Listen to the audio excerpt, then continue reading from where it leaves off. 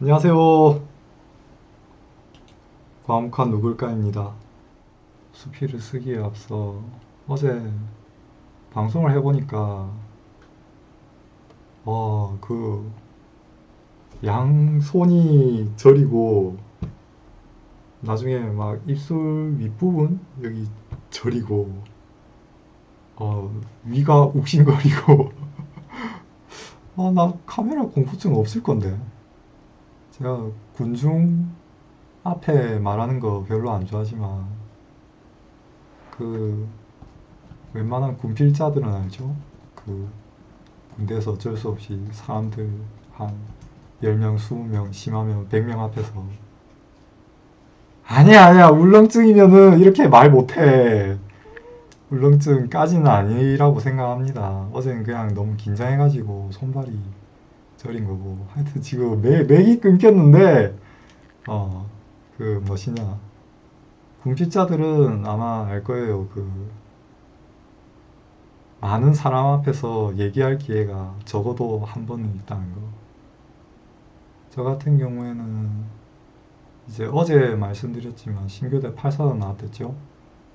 자대도 8사단 나왔습니다. 8사단 나왔는데 뭐 연대, 대대, 중대, 소대 기억하고 있지만 여기서 밝힐 수는 없고 밝혀달래도 별로 밝혀주고 싶지도 않고 저에 대해서 군 같이 생활했던 사람들이 저를 어떻게 기억할지 잘은 모르지만 그렇게 막 뭐 엄청 좋게 생각할 것 같지는 않아서 구체적으로 못 밝히겠네요.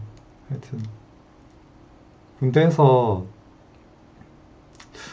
두 번째 방송에 계속 군대 타령하는 거 별로 안 좋은 것 같은데 하여튼 군대에서 그 되게 전역하는 사람들이 이제 자기 후임들이나 이런 사람들한테 이제 한마디씩 덕담하고 뭐 군생활 열심히 해라 뭐 그러잖아요. 예. 그리고 후임들도 전역하는 사람한테 뭐 고생하셨습니다. 뭐 사회생활 잘하십시오. 이거면은 양반이고 야 너 그렇게 살지 마 이 자식아 이러는 경우도 가끔 있죠. 뭐 그런 사람들 군생활 엄청 못한 사람 중에서는 멍석말이 모포말이 당해가지고 뚫 맞고 쫓겨나다시피 하는 그런 경우도 있다 그러던데 저는 모포말이를 당하진 않았습니다. 다행히. 음. 하여튼 뭐 할 말이 없었어요 그때. 할 말이 없었고 전역할 입장에서 그 후임들 앞으로 사회생활에서 사회에 나와서 마주칠 일이 있을까? 했는데 제대하고 몇 달 안 있어서 후임을 한 명 봤어요 편의점에서. 근데 그 후임도 저도 서로 아는 척 안 하고 그냥 각자 갈 길 간 그런 기억이 있네요. 2010년에 2009년 겨울인가? 2010년일 거예요. 하여튼간에 음, 저는 군중 앞에서 얘기하는 걸 안 좋아하는 거지 울렁증이 있는 건 아닙니다. 뭐 대본이나 그런 거 있으면 충분히 말할 수 있어요. 말은 제가 대학 다닐 때 되도록이면은 발표 수업 있는 거 조별 과제 되도록 그거 거의 다 피해 다니면서 수업했지만 어쩔 수 없이 조별 과제를 했을 때 제가 발표를 맡은 적도 있어요. 물론 단독 발표였던 적은 없었던 것 같지만 하여튼 그 릴레이 발표 있죠. 한 사람이 먼저 앞에서 발표하면 걔 분량 끝났을 때 바통 터치해서 발표하고 또 분량 끝나면 또 바통 터치하고 그리고 교수가 이제 질의응답 할 때 물어보면은 그 발표한 애들 중에 누구라도 이거 알고 있으면은 답변하는 거. 하여튼 그걸 제가 하긴 했어요. 어떻게 저떻게 학점이 어땠는지는 기억이 안 나지만 그리고 단독 발표를 할 때는 학점을 좀 잘 받았던 것 같은데 하여튼 뭐 그 동기들, 선배들, 후배들 앞에서 얘기하는 거랑 아무도 없는 이 정적의 공간에서 캠 보면서 이야기하는 거랑 좀 차원이 다르죠. 네, 차원이 다를 수밖에 없어요. 그리고 지금 해야 할 말을 준비해서 하는 게 아니라 즉흥적으로 지금 뭐 벌써 13분이네. 즉흥적으로 이거 말을 하고 있어서 빨리 수필로 옮겨야 되겠네요. 근데 수필로 옮기기 전에 조금만 한마디만 더 하자면 그 앞에서 되게 묻네. 그 어제 방송을 해보니까 느낀 게 이거 손발 저린 것도 저린 건데 좀 목이 마르더라고요.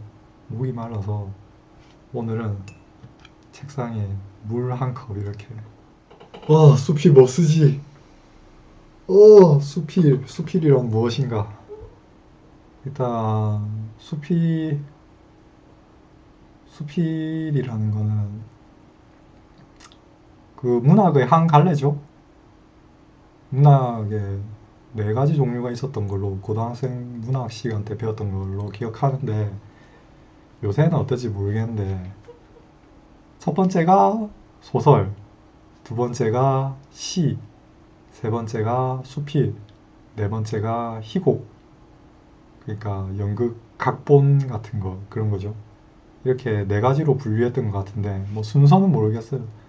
시를 먼저 내세울 때도 있고 소설을 먼저 내세울 때도 있고 수필 먼저 내세울 때도 있고 근데 이 문학 영역에서 수필이 제일 광범위하고 제일 뭐라지 애매모호하달까 그래요. 어렵기는 그러니까 수업 용어로는 시가 제일 어렵고 시 중에서 고전 시가 어, 고전 시가 중에 뭐 구지가 뭐 이런 것도 있었고 형 기억납니까? 구지가 기억 안 나죠? 예. 사실 나도 제목만 기억나고 기억 안 나. 나머지는 예. 훈민정음 이런 거는 수필에 속하려나? 역사적 기록물이긴 한데 나란 말싸미 둔기게 달아 서로 사마띠 아니할세 그냥 뭐 이렇게 시작되죠. 전 고등학생 때는 이거 처음 첫 구절부터 마지막 구절까지 싹 다 외웠었는데 지금 세월이 하도 지나가지고 까먹었어. 하여튼 수필을 어떻게 정의해야 할지에 따라서 오늘 제가 쓸 글이 수필로 안 비칠 수도 있을 것 같아요. 그냥 잡설? 근데 수필이 영어로 에세이잖아요, 에세이. 근데 에세이라고 하면은 뭔가 잔잔하고 뭔가 개인적 경험담을 녹여낸 그런 뭐라 해야 되지? 평서문? 평서문, 의문문 이거는 문법 시간 때 다루던 거고 어, 적절한 단어가 당장은 안 떠오르네요 이게. 네. 하여튼 수필을 이제 쓰려고 하는데 수필을 쓰는 도구가 하나가 이제 메모장, 다른 하나는 그림판. 근데 그림판을 왜 준비했는지 의문일 사람도 있을 거예요. 근데 이게 말로만 해서는 잘 전달이 안 될 수도 있을 때를 대비해서 그림판이 있는 거예요. 소설 같은 데도 보면은 사파 같은 거 있잖아요. 사파. 삼국지에도 사파 있었고 요 뒤에 있는 책장에 대부분 이 눕혀져 있는 이런 책이 라이트 노벨 그런 건데 되게 컬러 사파 있고 페이지 중간에 흑백 사파 있고 그렇죠. 글만 있는 책은 좀 읽기 힘들어요. 왠진 모르겠는데 좀 딱딱해서 그런가. 하여튼 제가 그림을 무지막지하게 잘 그렸으면 이거 그림 방송 됐을 건데 안타깝게도 제가 뭐 타블렛도 없고 그림 실력이 그렇게 탁월한 것도 아니고 그래서 일단 글을 쓰려고 합니다. 뭐 벌써 19분이야. 1분만 더 말할게요. 사실 할 말 없어요. 그 수필이란 무엇인가 타령했는데 지금 제가 쓸 내용이 수필일지 아닐지 그거는 읽는 사람에 따라서 다를 수 있다는 거 미리 고지합니다. 예. 그럼 이거 수필 쓰는 방송 아닌 거 아니야? 싶겠지만 제가 봤을 땐 수필이에요. 예. 수필이란 자기가 생각한 거 마음 가는 대로 쓰는 거. 근데 시, 소설, 희곡은 아닌 거. 그렇게 생각하고 있습니다. 그러면은 여기 있는 교과서나 이런 거는 수필일까요? 아닐까요? 아니겠죠. 아무래도. 왜냐하면 교과서는 문학 작품이 아니니까. 아까 수필, 소설, 시, 희곡 이거 문학의 네 가지 분류를 했는데 이거 문학이니까 이렇게 분류가 되는 거지. 아, 국어 국문학과 나올 걸 그랬어. 그랬으니 이 문제에 대해서 좀 더 자세하게 설명해주고 그럴 수 있었을 건데 지금 고등학생 때 배웠던 얄팍한 지식으로 설명하려니까 수필을 쓰려고 하는데 막상 이게 수필인지도 모르고 그런 사태가 벌어지고 있네요. 근데 뭐 괜찮아요. 제가 봤을 때 수필이니까. 그러면은 이제부터 수필을 쓸 건데 그 수필 제목이 누굴까 이런 생각한 사람이거든요. 이런 생각을 한 사람이니까 을을 빼가지고 생각 띄우고 한 사람이에요.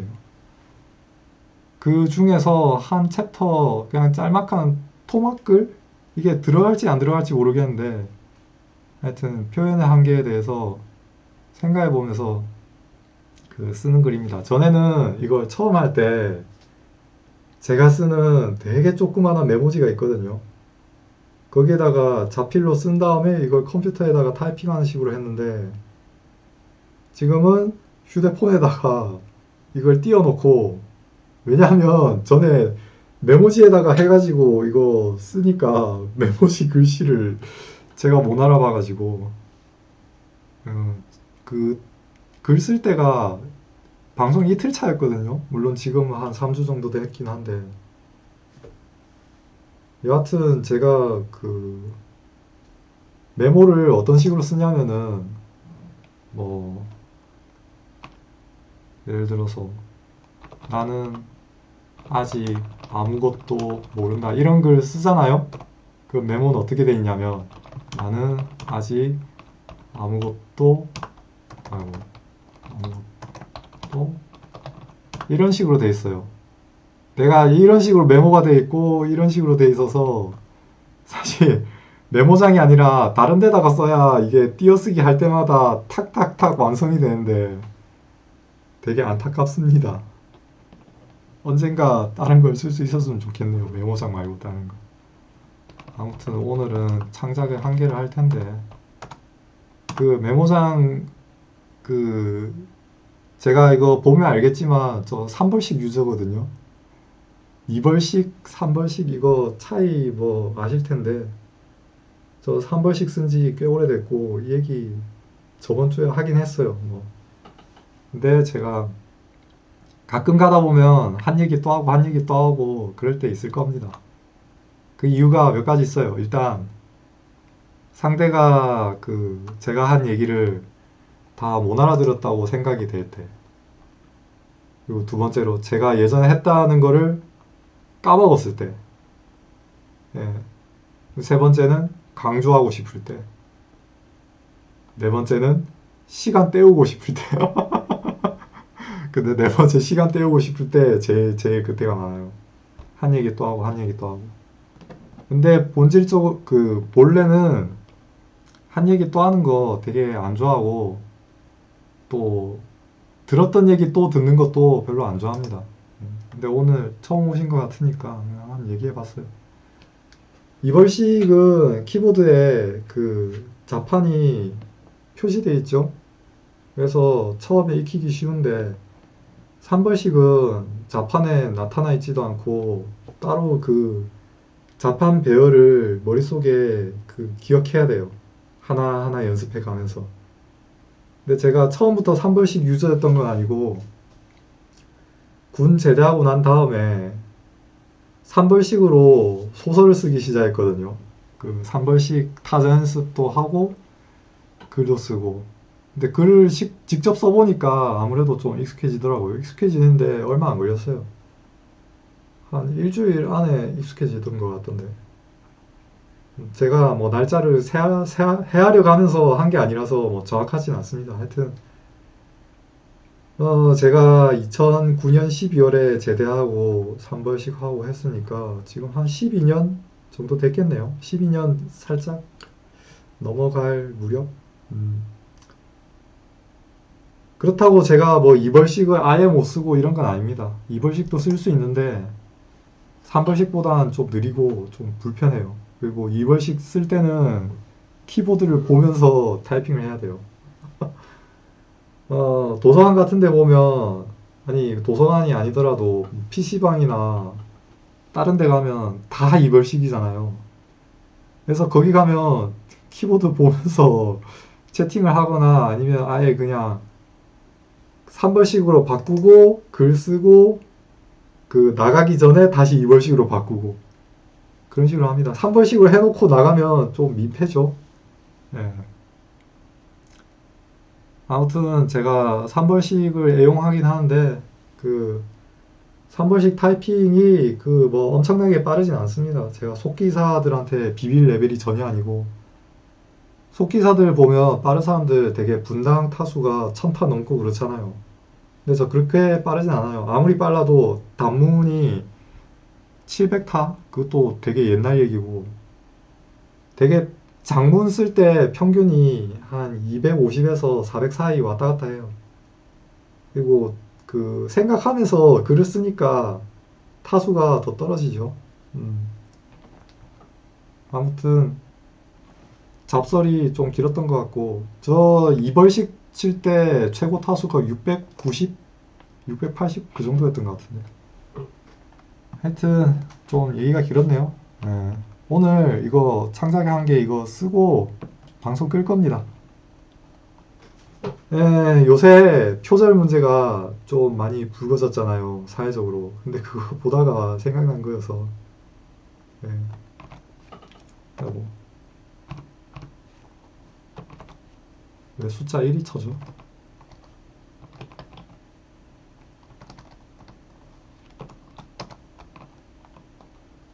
3벌씩이어야 되는데 어떻게 된 거지? 어? 이런 원래 이쪽이 큰 따옴표 아닌데 1번은 원래 여기여야 되는데 이것도 4야. 아하, 노트북이랑 좀 다르네요. 노트북은 3번씩 최종이어서 그런가? 3번씩도 그 좀 버전이 여러 개 있더라고요. 근데 저는 3번씩 최종 씁니다. 3번씩 최종. 제가 제대로 아는 게 맞다면. 어디 보자. 하늘 아래 새로운 것은 없다. 는 말을 창작자들은 종종 듣곤 한다. 아, 너무 불편해. 원래 이렇게 해야 되는데, 아무리 새로워 보여도 잘 뜯어보면 기존 것을 재조립한 것에 지나지 않는다는 의미로 쓰인다. 발명이나 장문에 통용되는 이 말은 진정한 창작이란 무엇인지. 그냥 이렇게 하고 싶은데 이렇게 해도 타이핑이 처지는 곳이 있습니다. 예. 우리로 하여금 의문을 낳게 한다. 물론 모든 이야기의 원형이 거슬러 올라가 보니 어느 이름 모를 원시인의 시답잖은 농담이었다. 는 식의 비약을 할 수 없을 뿐더러는 이거 없을 하고 띄우는 게 아니라 붙이는 게 맞다 그러더라고요. 나 자신이 그리고 그런 비약에 동의하지 않기 때문이다. 구전으로 남을 만큼 오랜 시간을 견딘 이야기의 합작, 각 민족의 신화, 설화, 전설의 범주를 넘어설 넘을 없다고 본다. 간혹 신화의 구조적 유사성을 거론하면서 어디까지 썼지? 거론하면서 어떻게 폰으로 보는 게 메모지 보는 것보다 더 찾기가 힘들지? 누굴까시 예? 첫 번째 줄에 예. 하늘 아래 새로운 곳은 없다 1이라 돼 있는데 1이라 되는 거 맞아요? 미안합니다. 미안해요. 원래 노트북 타이핑에서 얘가 큰 따옴표고 얘는 다른 기호인데 자꾸 헷갈리네요. 그걸 왜 채팅으로 안 하고 말로 하는 겁니까? 말로 하면 안 되나요? 예, 채팅으로 해주세요. 채팅으로. 예. 어디 보자. 한 명 더 들어왔는데? 근데 좀 이상하네요. 게임 할 때는 사람이 안 들어오는데 글 쓸 때 사람이 들어와. 이거 어떻게 된 거야, 이거? 보자. 거론하면서 신화 그 자체의 원형, 씨앗을 탐구하려는 사람도 있다. 근데 언젠가 진짜 일본어 가르치는 방송이라도 할까? 다만 원시인의 농담 같은 상상이 신화로 바뀔 만큼 이어져 내려온다는 건 그 농담이 혹시 우리랑 아는 사람인가? 지인 아니야? 지인? 이모인가? 엄마는 아닌데. 아니 사촌인가? 아니 이 방을 어떻게 알아가지고 들어온 거지? 아니 이러면 막말을 할 수가 없잖아. 아니 물론 제 방송에서 막말 안 합니다. 욕도 안 하고 막말도 안 하고 조용하고 과묵하게 글 씁니다. 이야 뭐더라? 모시카쿠 때 모시카스로 또 기억이 안 나네요. 제가 일본어를 되게 옛날에 공부했거든요. 제가 2013년 7월에 JLPT 자격증을 땄어요. 그리고 지금까지 9년 정도 복습 안 했습니다.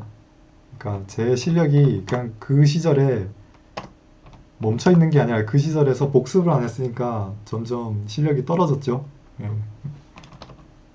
오마주에는 관대해도 표절을 가리켜 도둑질이라고 딱 잘라 말하는 사람들이 대부분이다. 근데 패러디, 오마주, 표절 이거 분가하는 게 그 사람들이 통념에 비하면 좀 민감하고 좀 뭐라 해야 되지? 분가하기 쉽지 않은 거라던데. 그러니까 내가 뭘 썼는지 보여주고 싶다. 그런 패러디. 작가한테 존경을 표시한다. 오마주. 내가 이걸 썼다는 걸 알리고 싶지 않다. 표절. 이런 식으로만 생각할 수 없다고 그러던데. 하여튼 표절이나 이런 거 안 하는 게 좋지만 과연 우리가 영원히 이걸 안 할 수 있는가? 세상 모든 창작품은 우리가 아는 건 아니죠. 첫 줄부터 하늘 아래 새로운 것은 없다. 내가 생각한 건 이미 누군가가 시도해 봤을 법한 것이다. 뭐 그런 말 많이 하잖아요. 그런 주장은 논리적이기도 하고 일리도 있으므로 나도 동의하는 편이다. 단지 나도 세상 모든 문장을 바로 나오네 이 부분. 아니 왜 아니 이거 3벌씩인데 왜 3벌씩처럼 안 돼? 이런 식으로 해야 되네? 이거 3벌씩 최종 아니야?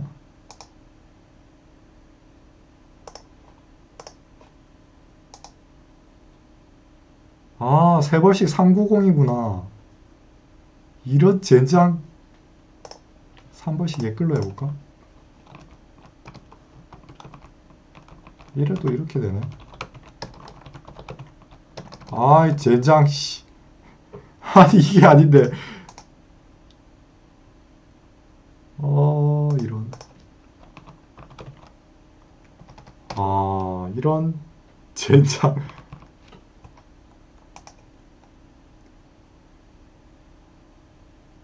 허허. 3900으로 일단 해야겠다.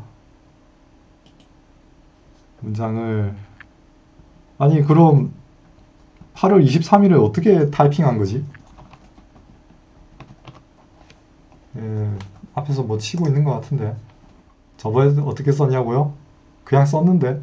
쓰니까 되던데. 읽어보진 아니네.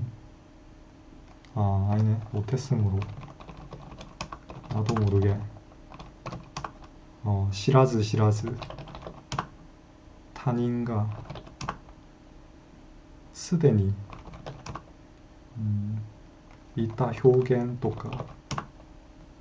탄인가. 고효시다.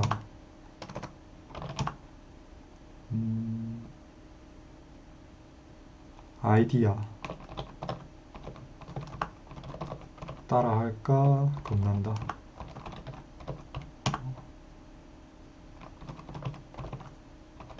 실제 있는 것을 상대방 허락 없이 무단으로 가져가는 것으로 이해하고 있다. 그런데 표절은 소유권이 불분명한 것에 대해서도 벌어질 수 있고 단 한 번도 들어본 적 없는 아무 개의 아이디어를 베끼는 또 충분히 가능하다. 논문을 제가 써본 적은 없지만 논문에서 표절 기준은 되게 6단어 정도 따라하면은 표절이라 그러더라고요. 왜 6단어를 기준으로 하는지까지는 모르겠지만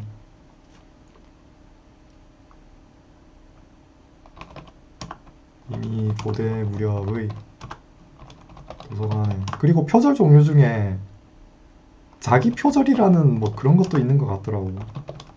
그러니까 자기가 과거에 썼던 작품인데 거기서 옛날에 썼던 문장을 그냥 그대로 들고 오거나 해가지고 새로운 창작품인 것 마냥.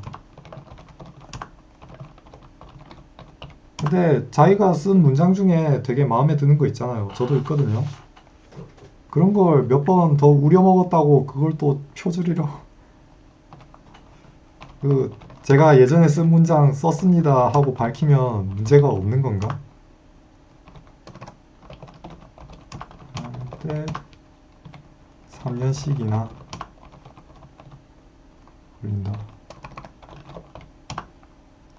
최소 정보량이 1바이트임. 즉 약 95 메가바이트 밖에. 아, 이건 또 정보를 잠도 안 자고 읽는다 쳐도 3년씩이나 걸린다.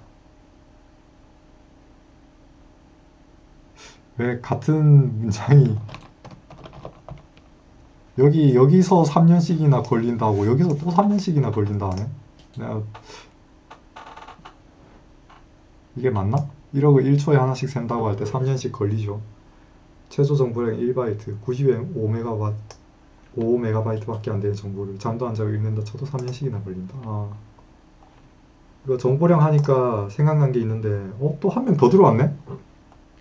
뭐지? 아니, 왜 게임 할 때는 아무도 안 들어오고, 왜 글을 쓸 때는 사람들이 들어오는 것이 이해가 안 돼. 내가 생각했을 때 내가 게임하는 게 더 재밌는데. 아, 뭐, 글 쓰는 거 좋아하면 저도 좋죠. 아무튼, 어디 보자. 다 나랑 아는 사람인가? 막 내 친구도 있고, 이모도 있고, 사촌도 있고, 그런 건가? 그러면 인원수가 딱 맞아떨어지긴 하네. 아, 근데 이 링크를 알지 못할 텐데. 이 수명이 유한한 이상. 저랑 아시는 분 있으면 채팅창에 뭐라도 좀 써보세요. 습득할 수 있는 정보량도. 물론 지금 메모장이 화면을 가리고 있어서 아무도 채팅 안 치네. 그냥 들어와서 보고만 있네. 유한함으로 의미 있고 중요한 것을 추구하는 성향은, 그런데 오늘날 문맹률은 떨어지고 자기의 생각을 표현하는데 제약이 과거에 비해 훨씬 줄어들었다.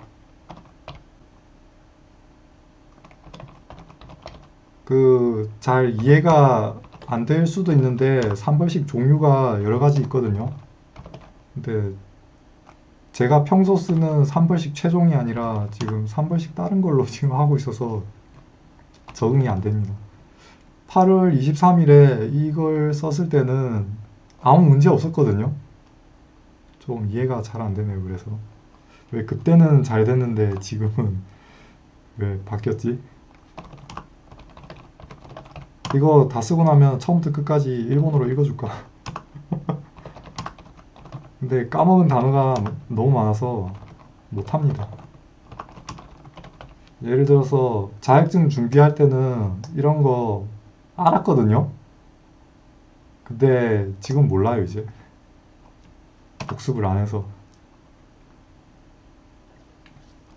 그러므로 지금 내가 쓰는 이 내용조차도. 근데 제 실력이 인사 주고받는 정도는 가능합니다. 그리고 사전 찾아가면서 라이트 노벨 읽을 수 있는 정도. 사전 없으면 뭐임.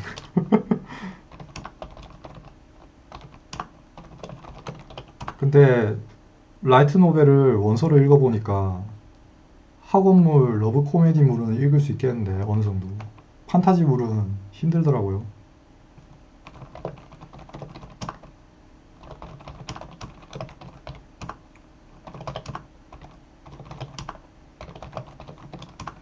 이때 왜 헝가리랑 콩고 이걸 생각했는지 모르겠습니다. 그냥 아무 나라나 찝어볼까 했는데 룰렛이라도 돌렸나?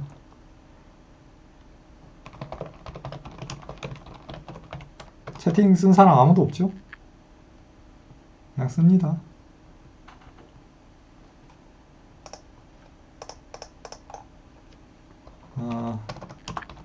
원숭이에게 타이프를 줬을 때, 이 얘기 되게 유명한 얘기죠.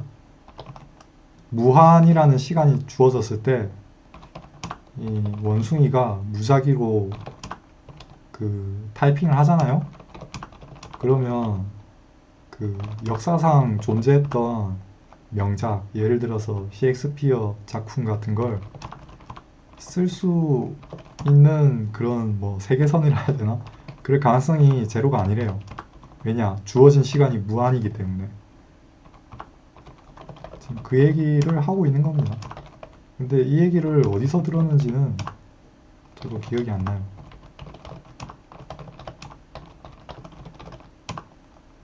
근데 오늘이 방송했던 것 중에 사람이 가장 많은데 어제도 방송을 했거든요. 어제는 레이드 타이탄이라는 게임을 했는데 2시간 가까이 했는데 아무도 안 들어왔어. 근데 지금 방송 시작한 지 36분밖에 안 되는데 어떻게 4명이 들어와 있을 수 있지? 물론 글쓰기 이거 봐주시는 거 정말 영광입니다. 감사합니다. 여러분들 닉네임 그거 캡처 떠서 하나하나 다 기억할게요. 전체 하에서 성립된다. 그런데 위는 이미 기계로 하여금 위가 아니야. 우리는이야. 너무 단축키에 익숙해졌어. 무작위로 단어를 배치하도록 할 수 있다. 어쩌면 멀지 않은 미래 기계가 그럴듯한 이야기를 창작할 수 있으리라. 기계가 무작위로 단어 선택할 수 있으면 기계가 언젠가 셰익스피어 뺨치는 작품 만들 수도 있겠죠. 아주 먼 미래는 사람이 직접 창작하기보다는 기계가 만든 이야기 중. 그거 보니까 AI한테 시켜서 그림 그리는 거 시켜가지고 뭐 상 받았다느니 뭐 그런 얘기 들었던 것 같은데 최근에. 근데 원래 이미지가 글보다 더 복잡하잖아요. 이거 메모장 이거 이렇게 써봤자 이거 몇 바이트나 하겠어요. 근데 그림이 이 정도 분량으로 그리면 훨씬 용량 크죠?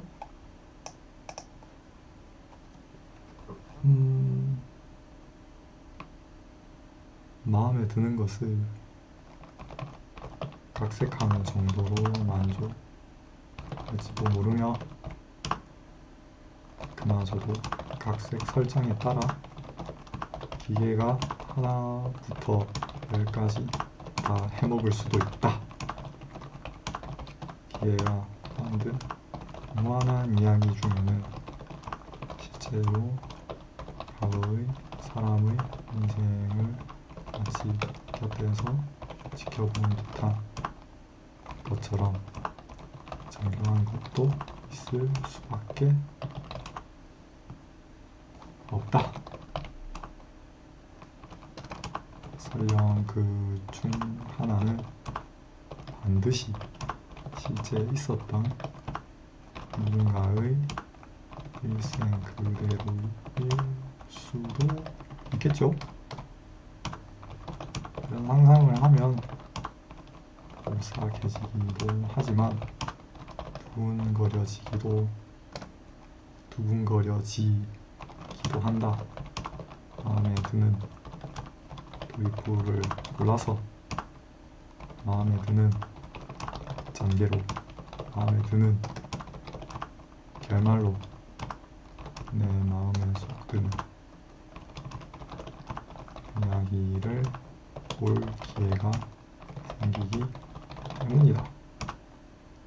아마 이야기를 이 정도로 만들 수준의 기술이라면 다른 이해할 수 없는 취향이라도 자기 마음에 쏙 드는 영상을 볼 수도 있으리라. 그때가 도래해도 과연 작가나 배우나 성우가 존재할까? 이건 또 느낌표네. 원래 여기 물음표 자리인데.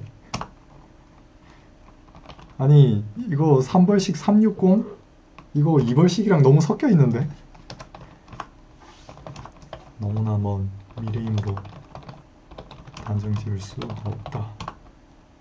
한편으로는 미래가 너무 일찍 오진 않았으면 좋겠다.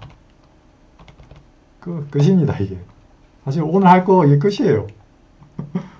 됐다. 지금 그림판이죠. 지금 왜 이 창작 얘기를 했냐면 이거 설명만 하고 끝내면 되겠다. 제가 쓰고 있는 수필이 있거든요. 근데 그 수필이 주로 다루는 얘기가 사람이 영원히 산다면에 관한 얘기가 대부분이에요. 이 얘기가 거의 후반부에 나오는 얘기거든요. 근데 그 후반부 얘기가 거의 대부분이에요. 근데 우리가 영원히 살아본 사람이 아무도 없죠? 이거 예전 방송에도 했던 얘기인데 또 같은 얘기 하게 되네. 근데 이 사람이 영원에 가깝게 살게 되다 보면 여러 가지 사회적인 문제들이 생길 겁니다. 지금 당장 뭐 기대 수명이 뭐 140이니 뭐 200이니 이래도 당장 나오는 얘기가 뭐죠? 연금 고갈되는 거 아니냐? 연금이라 했네. 연금이라 쓰려고 했는데 연금. 근데 연금 옹호론자들은 그런 말 해요. 고갈돼도 상관없다. 왜냐? 세금으로 메꾸면 되니까. 근데 그 세금으로 메꾼다는 말도 약간 맹점이 있는 게 경제학 공부 안 했더라도 세금은 누가 내죠? 누구나 알죠? 일하는 사람이 내죠. 그러니까 세금 낼 사람은 일하는 사람이 내는데 일하는 사람이 경활 인구라고 줄여서 부르잖아요. 경제활동 인구. 근데 이 경제활동 인구가 줄어든다는 게 문제입니다. 고령화가 되고 저출산 되고 그러면서 이 인구가 줄어들면은 아무리 경제가 뭐 저성장이긴 하지만 성장하더라도 궁극적으로는 세수가 줄어들 수밖에 없을 거예요. 그게 문제예요. 세금으로 메꾼다? 뭐 나라가 망하지 않는 한 뭐 세금으로 메꿀 수 있겠죠. 근데 이 메꾼다는 게 계속 메꾸려고 하다 보면 언젠가 이 세율을 높여야 될 날이 올 겁니다. 안 그러면 적자 재정을 확대해야 되는데 적자 재정 결국 채권 발행해가지고 하는데 그 채권 발행하는 거 리카디언 등가를 생각하더라도 아니 리카디언 등가 그런 거 안 믿지만 리카디언 등가가 뭐냐면 왜 거시경제학 얘기가 되지? 리카디언 등가란 건요 검색해 보시면 알 겁니다. 리카디언 등가 왜 이걸 쓰지? 채권을 발행했을 때 시민들은 이 채권이 언젠가 갚아야 된다는 거를 알아요. 그렇기 때문에 채권을 발행하더라도 우리가 결국 미래 갚아야 될 빚으로 지금 당장 소비를 진작하는 걸 알기 때문에 항상 쓰는 소비량을 늘리지 않고 그냥 그대로일 것이다. 그러니까 이게 적자 재정을 부인하는 그런 얘기죠. 그러니까 근데 이것도 되게 말이 많아요. 리카디언 등가라고 했지만 리카도도 별로 안 믿는 그런 내용이었어요. 그런 아이디어가 있긴 한데 하여튼 여기서 하고 싶은 말은 우리가 영원히 산다면 겪을 법한 일들, 그러니까 이 140세, 뭐 200세 뭐 이런 게 아니라 물론 물리적으로는 영원히 사는 거 불가능합니다. 불가능해요. 근데 왜 영원 하냐면 우리가 오래 사는 걸 장생이라고 표현하잖아요. 근데 별로 익숙한 단어는 아니에요. 근데 우리가 영생이라고 하면 그래도 좀 들어봤죠? 근데 왠지 사이비 종교에서 말할 것 같은 그런 이미지가 좀 들죠? 예. 근데 장생보다 영생, 그, 아니, 근데 경제학에서는 그런 논리가 좀 많아요. 예를 들어서 세상에 소비자가 무한입니까? 절대 아니죠. 세계 인구가 지금 한 80억 육박하고 있잖아요. 78억인가 그런데. 78억은 되게 많은 수지만 무한에 비하면 정말 극히 작은 숫자예요. 근데 우리가 완전 경쟁 모형을 그 생각해, 화면 잘리네? 화면 잘린 거 왜 얘기를 안 해줘? 아니, 78억을 얘기하는데 이 숫자가 옆에 잘려 있어, 여기가. 잘리는데 얘기를 안 해줘. 아하, 이런. 아무튼, 78억은 무한에 비하면 진짜 별거 아닌 숫자잖아요. 그런데도, 그, 경제학 할 때 보면, 그, 수요자, 공급자가 무한히 있을 때를 가정을 해요. 완전 경쟁일 때. 그리고 이 완전 경쟁 시장을 분석하는 게 결국 다른 시장, 예를 들어서 뭐, 독점적 경쟁 시장이라든지 이런 거 분석할 때 도움이 되니까 이게 제일 기초로서 교육적 의미도 있고 해서 가르칩니다. 지금 이 순간에도 대학교 미시경제학 시간에는 가르칠 거예요. 네 가지인지 다섯 가지 조건이 있는데, 프라이스 테이커. 여기 각 개별 인물들은 시장의 가격에 대해서 영향을 못 미친다. 주어진 가격을 받아들여야 된다. 왜냐? 네 혼자 아무리 깝쳐도 다른 애들이 시장에 순응하기 때문에 너만 손해니까. 그리고 그걸 다 아니까 남들도. 그리고 완벽한 정보. 그러니까 네가 아는 건 남들도 알고 남들이 아는 거 너도 안다. 뭐 이런 거.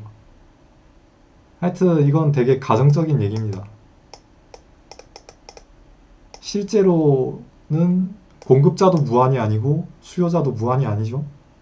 근데 그런 식으로 가정하면 이야기가 되게 단순해진다는 효과가 있어요.